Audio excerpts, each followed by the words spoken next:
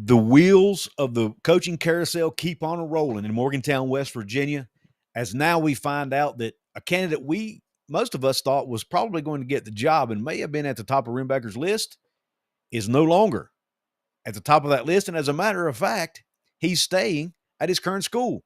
That is none other than Jerrod Calhoun. What is up? This is Couz, and welcome into this live edition, lunchtime edition of Hoops from the Hills. Thank you for joining me.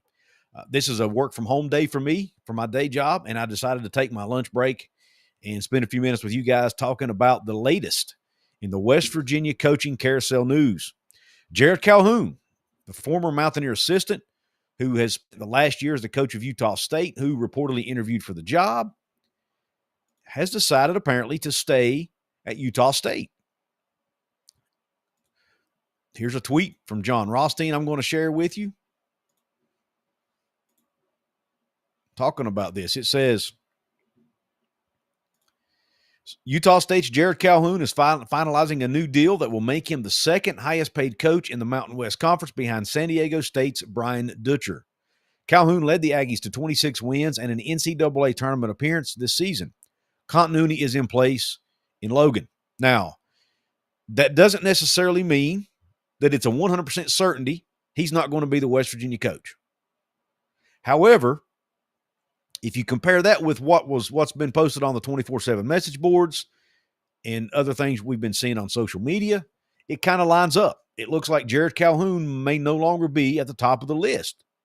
Now, I could be totally wrong. We could all be wrong.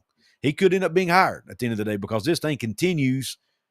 It's almost like the soap opera. It's almost like a soap opera, right? That us sports fans just can't get enough of, right? The wheels just keep turning. The sand keeps falling through the hourglass. The carousel keeps going round and round. Use whatever metaphor you want to use. But it looks like, at least for now, Jerrod Calhoun will not be the next head coach of West Virginia basketball. Now, what are my thoughts on this? Well, I'm okay with it.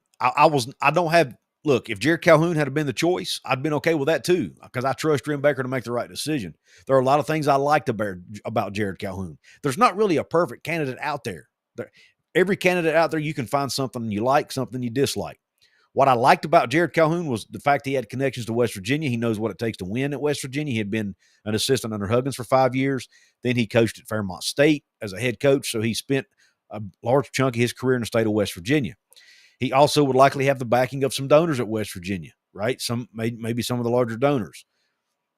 Bob Huggins, I heard a rumor that Bob Huggins might even be willing to help fundraise for Jerrod Calhoun if he came to West Virginia. So there's all that. And the fact that he's won at every stop he's made. He's been a winner. He's won 20-plus games everywhere he's been.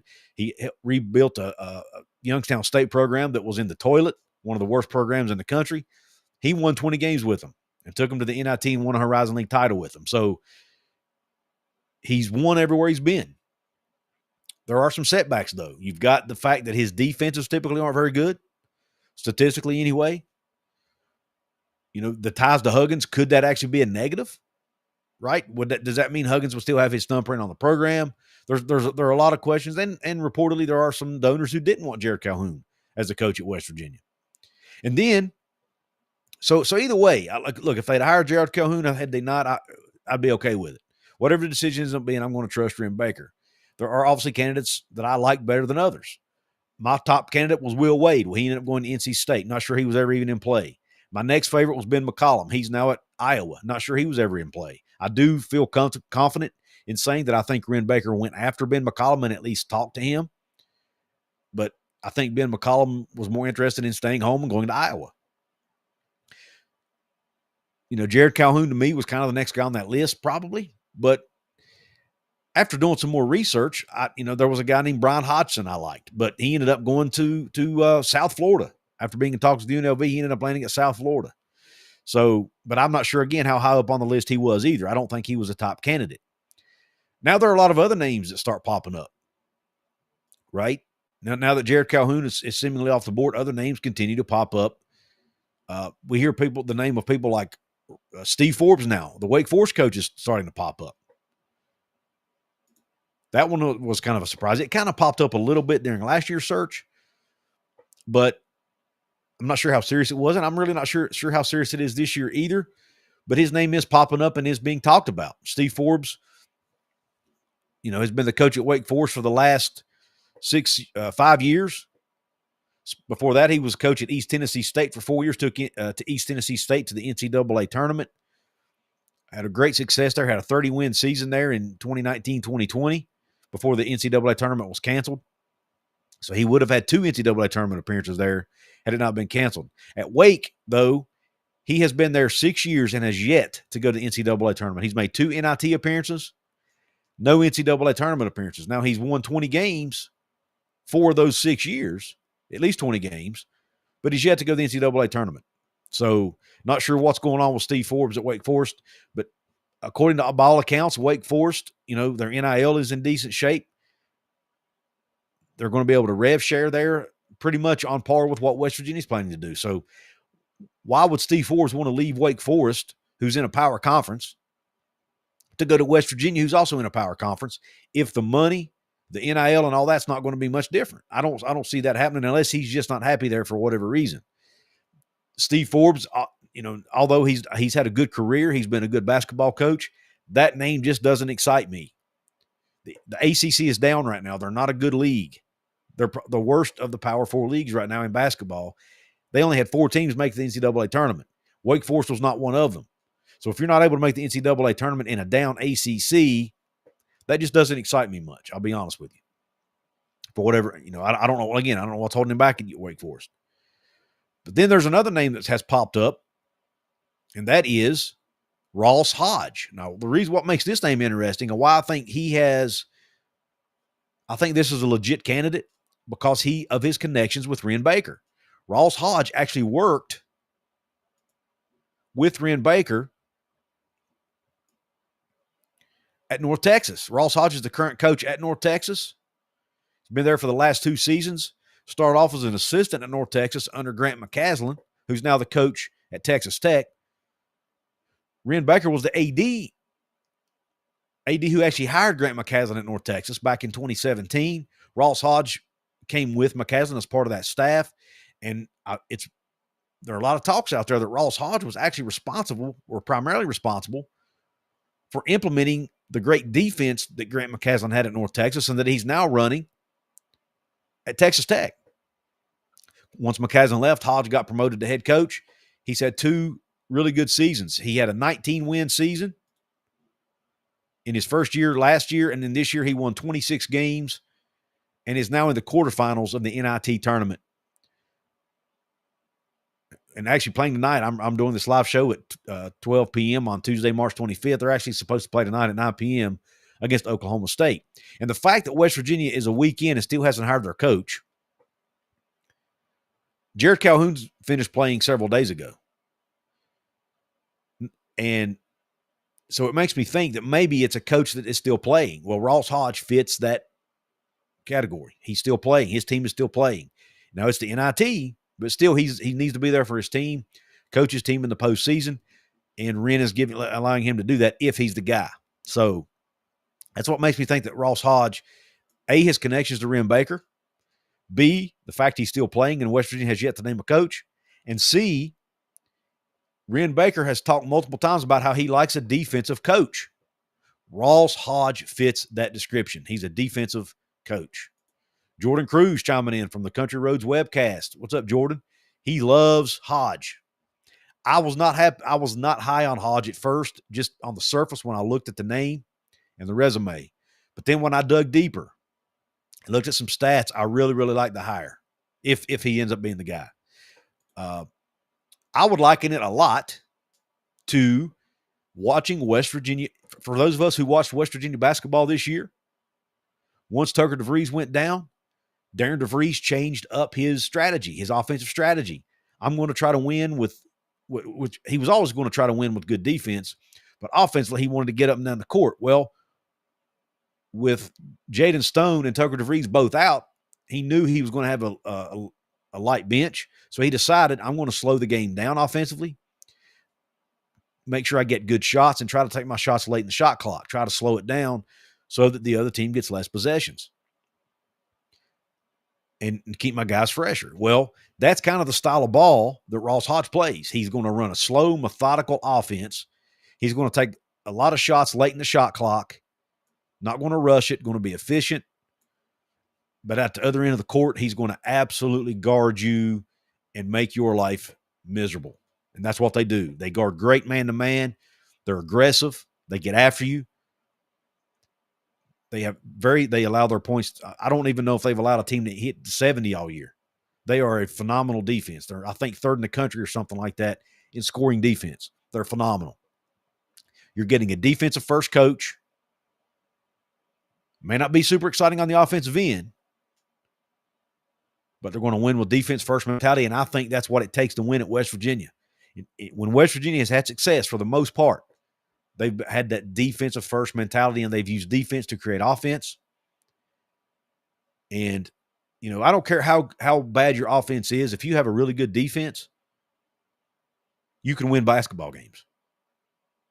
And that is what Ross Hodge brings to the table.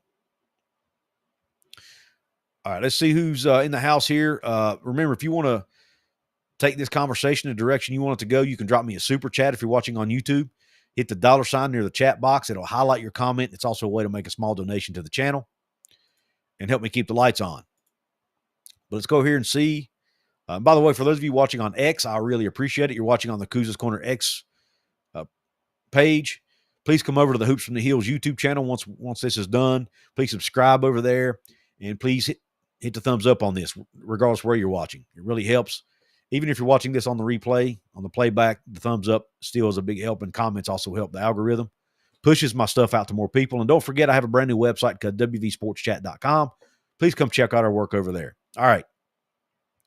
Let's get to some comments here, and then we'll move on. I'm going to tell you guys about a couple other candidates that I heard rumblings that were interviewing for the job, and we'll talk a little bit about them. Leo Cole's in the house. Christopher West says he trusts Wren as well. Jacob Yoho's in the house. Says meet Couz for Coach of the Year. Man, I'm telling you, I have retired from coaching, Jacob. I'm done, brother. Raven, you're not late. I had just started. No big deal. You didn't miss much. Shaggy of WV says, I'm hoping that we haven't swung and missed on all of these guys. If so, it's not a good sign. Shaggy, I don't think that's necessarily the case. That's a fair comment. Maybe that's the case on McCollum, and maybe that's the case on Nico Medved, but to put context to that, Ben McCollum is from the state of Iowa, and he was coaching in the state of Iowa, and by all indications, he wanted to stay home, and he's able to do that by going to Iowa, right? When you look at Nico Medved, he's an alum of Minnesota. He grew up in Minnesota going to Minnesota games. His dad was a season ticket holder. Hard to fight that, right? Hard to overcome that. That's something West Virginia can't offer. There are certain things in life money just can't buy. Staying home is one of them, or going back home is one of them, and that's what Nico Medved did. Both in cases of Nico Medved and in Ben McCollum, West Virginia was having to combat the home states of these guys, and that's just something that the timing was not great, and that's, you know, it is what it is. Richard Patino's a name that I've seen on some message boards and some rumors as well. Jonathan Palmer. Jacob Bailey in the house says, from what I've seen, Wren didn't sign Calhoun because of his Huggins ties and poor defense. That's possible. There are rumors out there that the interview didn't go well, but again, that's just rumors. I can't confirm that. None of us are in the room, so I don't know how anybody would know that other than Wren and him. Raven Grady says, I thought Baby Dog or Mothman was the next head coach. Pictures floating around. Yeah, that's irrational. Y'all go follow Irrational on Twitter. He loves to put out some really funny stuff on X or Twitter. He's been putting out graphics showing multiple people as the head coach of West Virginia. Now he's putting out pictures of the Mothman and Baby Dog. Coach TJ Miller says, could Wren be waiting on Patino at New Mexico so he could have a talk with him? That's possible too, Coach Miller. Absolutely it is. Shaggy of WVs, but can Baby Dog recruit? I would say you can. People will flock to West Virginia to pet Baby Dog, baby. WV has some cash to play with. They shouldn't settle on Calhoun with the cash from the buyout to get. Yeah, that's a great point, Jonathan. You bring a great point. Another X in the box of Calhoun to me is it's rumored that his buyout at Utah State is like $3 million. That's pretty steep for a basketball coach, especially at a G5 school. Now, if you think it's a home run hire and you think it's a can't miss deal, maybe you're willing to pay $3 million. But if it's a coach, and no offense to Jerrod Calhoun, again, I think he's a great coach, and I do think he eventually will get a Power 4 job. But is he a home run hire that you are willing to pay $3 million to get? Right? And that's in addition to a salary. When you might be able to get a coach who's just as good for a much lower buyout. I think you got to go with the much lower buyout, in my opinion. That $3 million is a steep price to pay for a G5 coach, in my opinion, and I'm just not sure Wren Baker would be willing to do that for a candidate who's, maybe he's a little bit ahead of the other candidates, but probably not by much. Raven says, Baby Dog can pull in any candidate she wants. Look how adorable she is. For those of you who don't know what we're talking about, Baby Dog is the dog of our former governor, now U.S. Senator Jim Justice. He used to carry Baby Dog around with him when he traveled throughout the state.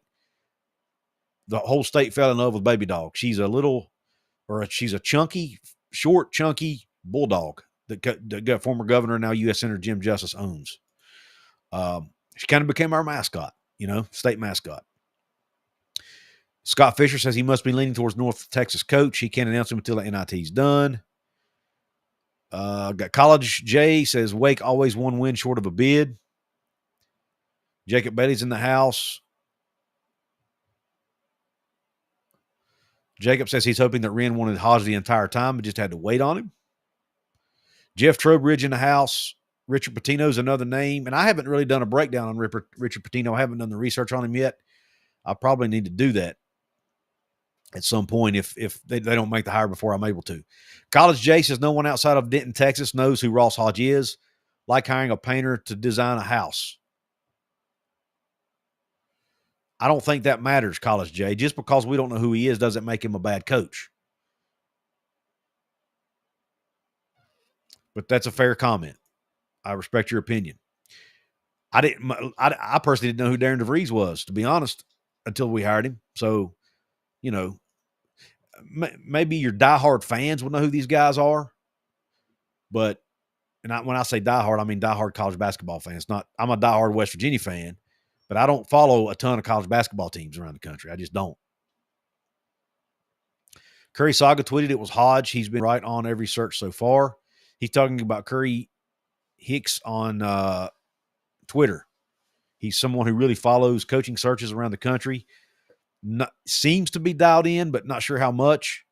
I don't know that he claims to be either, but he's somebody who really follows the tea leaves, and I think through his love and passion for it has developed some connections over the years and does a lot of Twitter spaces and things like that talking about coaching searches.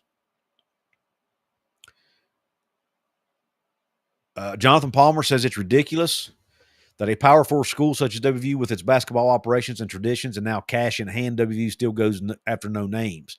My alma mater went after Calipari. Go big WVU.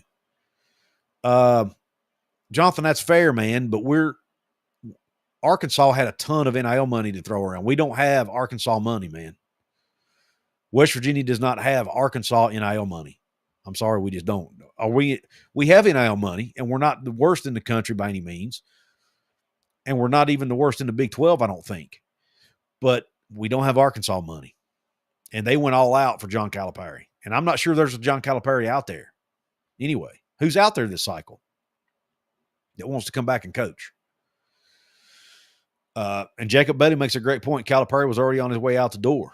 Anyway, got a couple super chats coming in I got to get to. We got Isaiah Belcher in the house. Thank you, Isaiah. He says, how do I get that off the screen here? Anyway, says, I trust Wren, but don't see the vision with Forbes. I agree, Belcher. I'm not sure how serious that of a candidate he is anyway. But I totally agree. If he is, I'm not sold on it. Just me. But great. Thank you for the super chat, Isaiah Belcher. Had another super chat come in from Appalachia Africa Twin. Thank you, brother. He says, just want to give some love for the work you do, Couz. Smash the like button, peeps. Yes. Thank you for the reminder. Please hit that thumbs up button. It's much appreciated. And I saw a comment earlier that said that my new website looked great. from the Clive Harbor channel. Thank you. I really appreciate the support and the comment there, or compliment there. Raven says, did you see Juju Watkins tore her ACL last night? I did not see that, and I hate that for that young lady. She's an absolute superstar. WVU is not poor, but they're also not rich. John said, here we go with the WVU's poor. They're not poor, but they're not rich. You know what I'm saying? They're probably somewhere in the middle. They do have one of the lowest budgets, athletic budgets in the Power Four, but their NIL is not. I don't think their NIL is as bad as their overall athletic budget, if that makes sense. And they have committed to going all in on revenue sharing. They're finding the money. They're making it happen, right? Some way, somehow, they're going to make it happen. Wren is committed to doing that. So that's interesting. But yeah, we're not poor, but not rich is where I would put it. And they can't overspend. They can't afford to pay a buyout for a coach who may not even be a home run hire. You know what I mean? $3 million is a lot of money for a basketball coach buyout, like I said, especially at a G5 school. Jeremiah Bostic says, when do you think we will have an announcement for a head coach? We're working against the clock with recruits. I think, just my personal opinion, reading the tea leaves, I think tomorrow is when we hear something. I know Mike Casaza over at 24/7 mentioned something about today or tomorrow. I think it'll be tomorrow because I think there are some guys still playing basketball games or coaching basketball games, and I think you have to wait on those guys to finish. So I'm thinking it'll be tomorrow. WVU Sports Report says he thinks Richard Pitino is an interesting name. It definitely is, no doubt. Nathan Scott says, do you take the chance if North Texas, which is a higher seed? Not sure what you're asking, Nathan, to be honest, if they win. I think if North Texas wins and Wren hires him, then you know that he was already Wren's guy. He was just having to wait on him to finish playing. Hodge making $700,000 at North Texas, which means West Virginia can probably get him for a couple million a year, $2.5 million a year, right? You have that $6 million buyout coming from Indiana for DeVries. That you can take $4 million of that. If you get him for $2 million a year, you take $4 million of that. I'm sure his buyout, he probably has a very manageable buyout. You put some of it towards his buyout. You take the rest and put it towards revenue sharing or assistant coach pool, whatever. Maybe you entice Chester Frazier to stay on board and you pay him, give him a little bit of a bump in pay. Whatever, assuming that's what Hodge would want, obviously. But there are a lot of ways you could use that money without having to pay a $3 million buyout to somebody like Jerrod Calhoun. And again, I'm not trying to disrespect Jerrod Calhoun. I do think he's a good basketball coach, and I would be perfectly fine if he was Wren Baker's choice. But $3 million is a lot of money to pay for a group of 5 coach. I've said that multiple times. I hate to keep repeating myself, but I think it bears repeating. Ron says, who do I want for a coach? My top choice was Wade. My top choice was Will Wade. He's gone. He's not an option. My second choice was probably Ben McCollum. He's off the board. I don't really know that I have a third choice. I mean, I did like Brian Hodgson from Arkansas State. I liked him. But outside of that, Jerrod Calhoun, I was cool with him. I'm cool with this Hodge guy, with Ross Hodge. Now, there were some other names. I had a source reach out to me last night and drop me a few names that he had heard interviewed for the job. And these are names that so far I had not heard anywhere else. The first one was Alan Huss. Now, I shouldn't say Alan Huss's name has come up in some other places. But I don't think he was a top candidate, but I did hear he got an interview. Now, Alan Huss is currently the head coach at High Point. He got High Point in the NCAA tournament in year 2. He has an overall record of 56-15 in 2 years at High Point. It's a 79% winning percentage. He is actually a protege of Doug McDermott, or I'm sorry, Greg McDermott over at Creighton. Greg was his son, sorry. Or Doug was his son. Greg McDermott at Creighton, he was on that staff. So he's kind of comes from the same coaching tree as what Darren DeVries came from. I found that interesting. But, he's a name that I heard had at least a Zoom interview. Another name that I heard had a Zoom interview is Bucky McMillan Some of you may have heard of Bucky Ball. Bucky McMillan is currently the head coach at Samford. It's Samford, Samford, not Stanford, but Samford in the Southern Conference. He's been at Samford now for 6 years, has an overall record of 99-52. Actually, 5 years. I'm sorry, 5 years. Overall record of 99-52, which is a 66% winning percentage. Made it to the NCAA tournament last year. And you remember they gave Kansas fits in the first round. Kansas ended up winning the game, but Bill Self had comments after the game talking about how hard of a team they were to play. And then this year he got them into the NIT. Again, he plays a very fast and aggressive style of basketball that would be very exciting to watch. But my personal opinion, he's probably not ready to make the jump all the way from the Southern Conference to Power 4, at least not yet. And I actually feel the same way about Alan Huss. I'm not as sold on Alan Huss as some other people may be. And then the other name I heard, that this one was totally caught me off guard and came out of the blue. And I hope I pronounce his name right, but Takeo Siddle. Takeo Siddle is currently the coach at UNC Wilmington. He's been at UNC Wilmington for 5 seasons. He has an overall record of 106-47, which is a 69% winning percentage. Got into the NCAA tournament this year and got put out in the first round. I like to say it's the one UNC team that actually deserved to be in the NCAA tournament.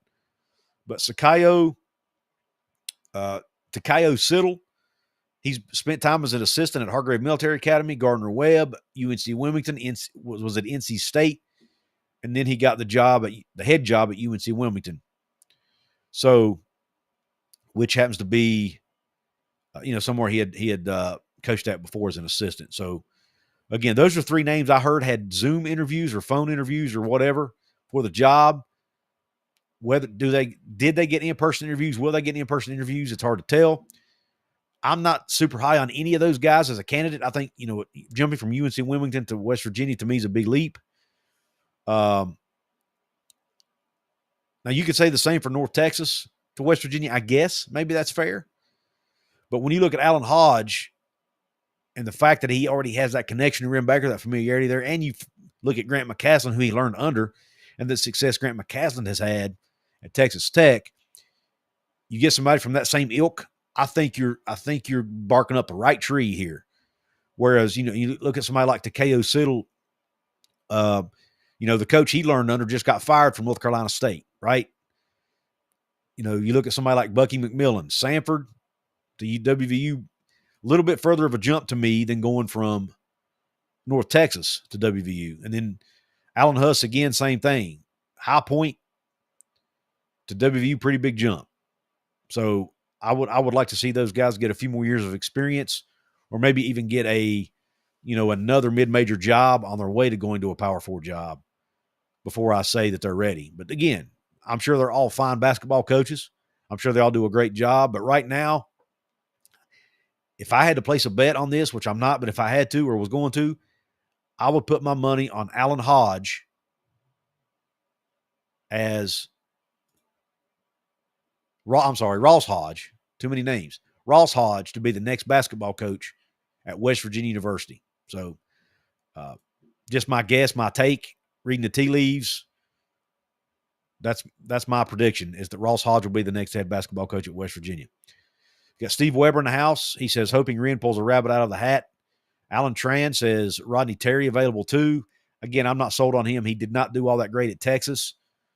The winning he did was with guys that Chris Beard had brought into the program. Now that he's bringing in his own guys, the program hasn't done as well. So I would not be huge on that hire. Ron says San Diego is a pretty nice place to live. Fazal says they play a run and gun offense. See. Gail Nicholson. What does she have? What is Gail Nicholson saying in the chat? Let me see here. What did I miss? Gail Nicholson says, I'm not racist, but WVU is not a comfort place for a minority head coach. I'm not sure why you would say that, Gail.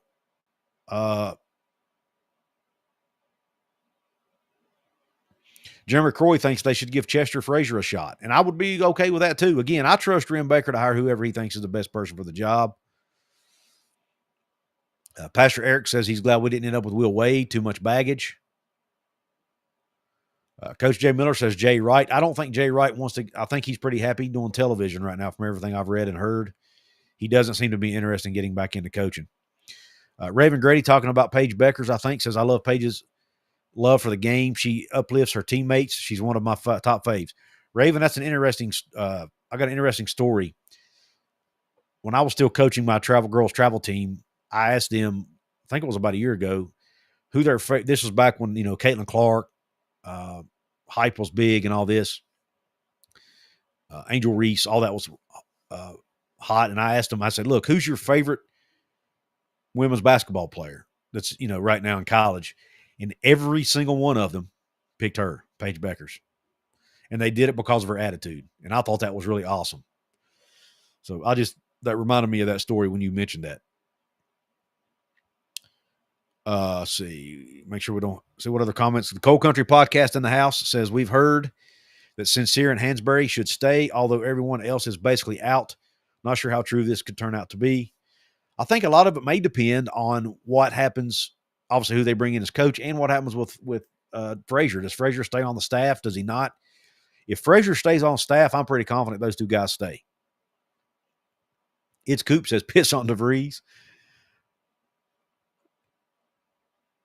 Shaggy of WV says, I'd love to have a coach who runs an offense like Paul Westhead ran at Loyola Marymount in the late 80s, early 90s. That would be fun to watch, no doubt. Alan Trent says, we all know North Carolina robbed West Virginia, by the way. And boy, the women's team got beat up by last night, too. The officiating did not do the West Virginia ladies any favors last night in that game, but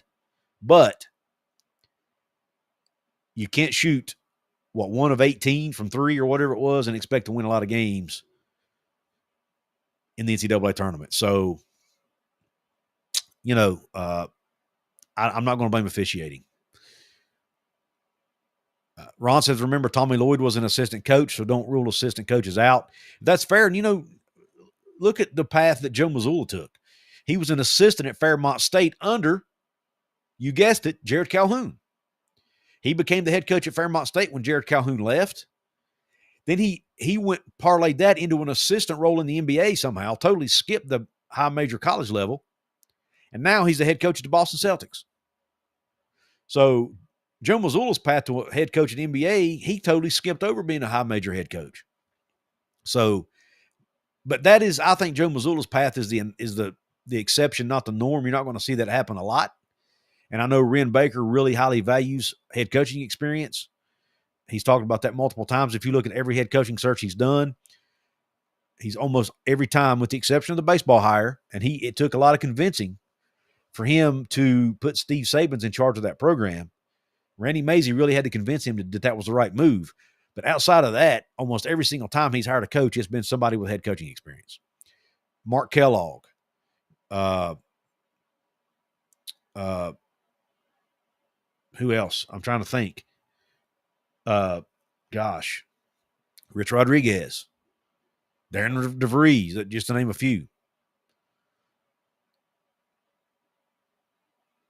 And Alan says Tucker needs to return the NIL money. He said he thinks he's got everything out of his system now.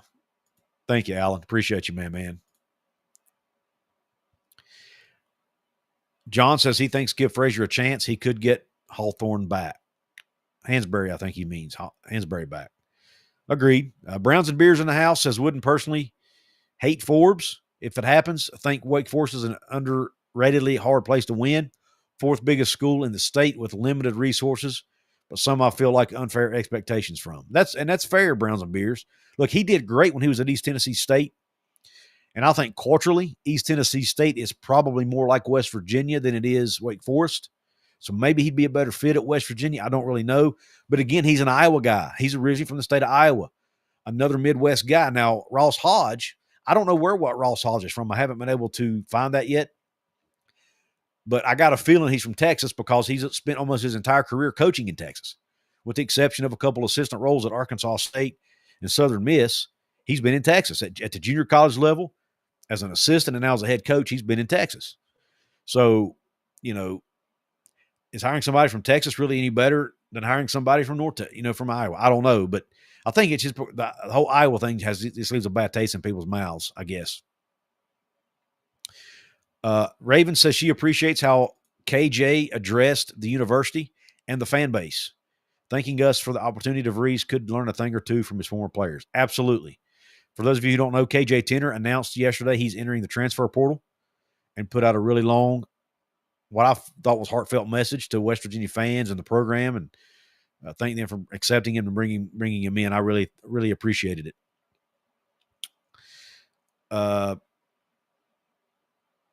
Rhea says, would rather see a more niche hire than top of the barrel anyway. Shows Wren is doing his research. That's a great point, Rhea.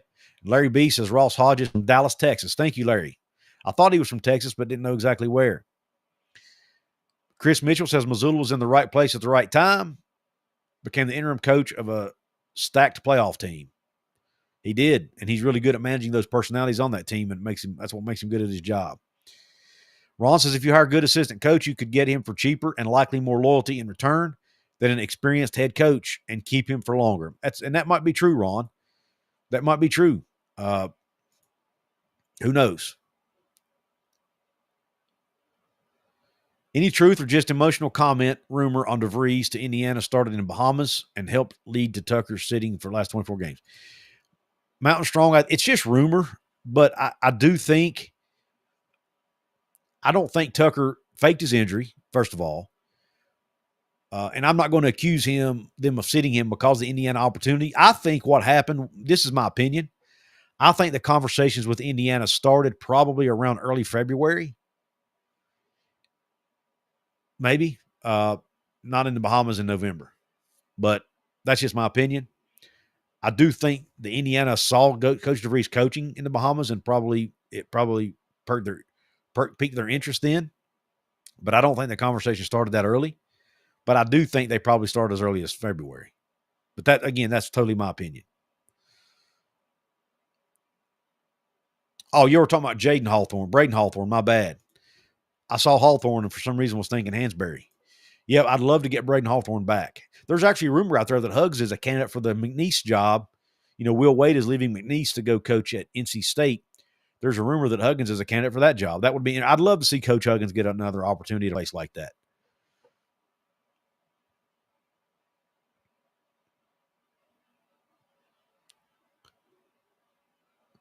Travis says he doesn't like Forbes. Travis Overdorf says, as someone who lives in East Tennessee around ETSU, it's much like WV culturally. I don't. Forbes gives me Chris Beard. Travis, I actually travel down that way a lot for work, man, and I love that area, and I liken it a lot to the same culture as I see here in southern West Virginia. I've told my wife many times I would move to that part of Tennessee in a heartbeat if I needed to or had a reason to move. The people are awesome. The culture is awesome.